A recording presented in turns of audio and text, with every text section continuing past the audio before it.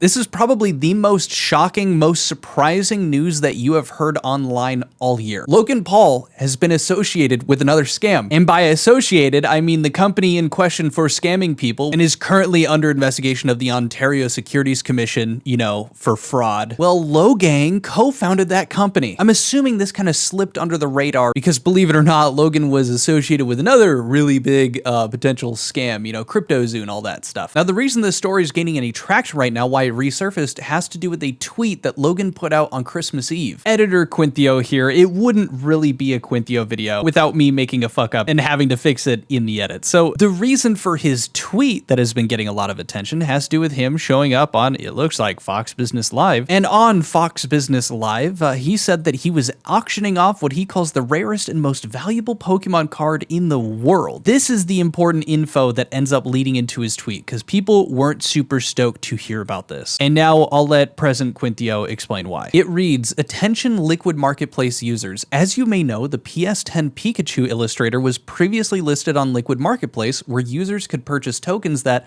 according to the company, represented fractional ownership interests in the card. In May 2024, consistent with the platform's terms, I repurchased the card. I paid a substantial buyout amount to the platform, which was intended to be distributed to fractional owners based on their respective percentages. I was informed at the time that the funds had been distributed accordingly. Unfortunately, afterward, the company and some of its principals faced regulatory scrutiny, a process in which I have had no involvement or insight, as it does not relate to me. I recently learned that the platform also experienced operational issues, which affected user access to accounts and funds held on the platform. As a result, many Liquid Marketplace users have been unable to access their buyout proceeds or wallet balances, with no clear timeline for resolution. For those affected and unable to withdraw your funds, please know that I am actively working with Liquid Marketplace at the same pace as CryptoZoo to help ensure these funds can be released in the near future, just as I intended when I repurchased the illustrator in May of 2024. Stay tuned for updates." But I'm sure if you read ahead, you can see the community note. Logan Paul's a co-founder of Liquid Marketplace. I wonder why they would leave a community note like this. Probably has to do with the fact that he at no point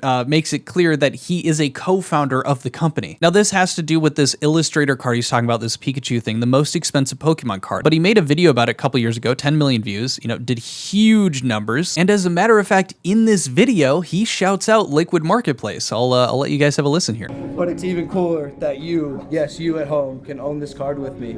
Right into the plug. Right?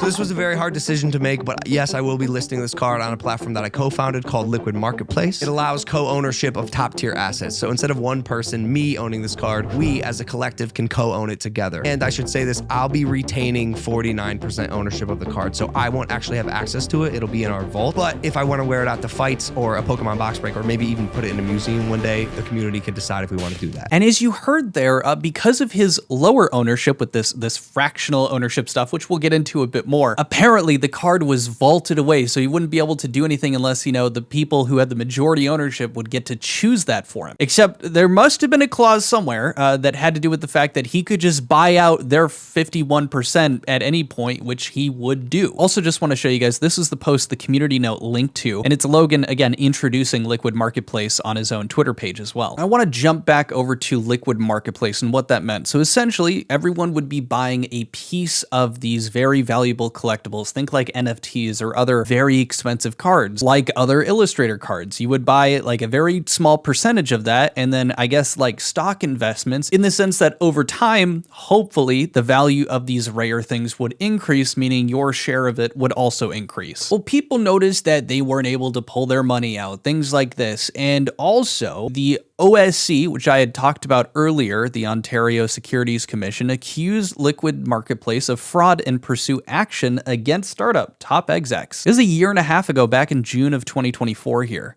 And you see mention of Logan Paul here. So it's like, oh my God, was he involved in that? In its June 19th application for an enforcement proceeding, the OSC claimed to Liquid Marketplace's top executives, including these three other individuals, I'm pretty sure all of the founders except for Logan Paul, illegally diverted millions worth of investor funds for their personal enrichment, lied to OSC staff when questioned about their income, and violated Ontario securities law.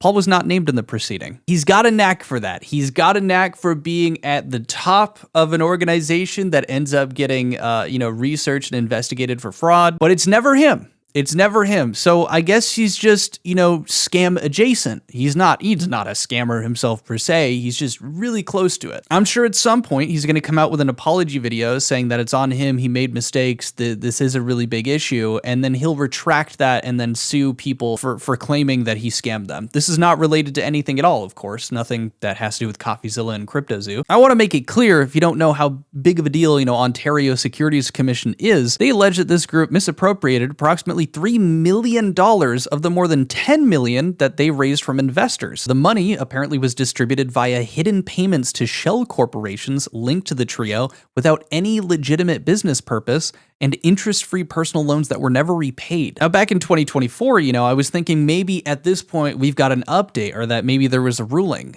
So far, no. I was actually able to find some filing info about what's going on here, and apparently it looks additional merits hearing dates in the above named matter is scheduled to be heard on June 18th and 19th in 2026. Now, there are some interesting ways that connect Logan Paul into kind of screwing these people out of their money as they're struggling now, that these investments that they put into this liquid marketplace thing have ended up being completely fruitless. They can't pull their money out of this company, and this company is going through, you know, this legal proceeding. But I learned of some of this here through this individual here, Many Kudos. They made a fantastic video kind of covering this as well. I'll leave a link to it down in the description. But in this video, he gives a bit more context, particularly in regard to liquid marketplace and how most of the collectibles on the website, if you invested in it, you didn't actually own any part of it. But it is still painful to check their Instagram and see people in the comments screaming about being unable to withdraw their funds. So you might be wondering, how much did people invest in this?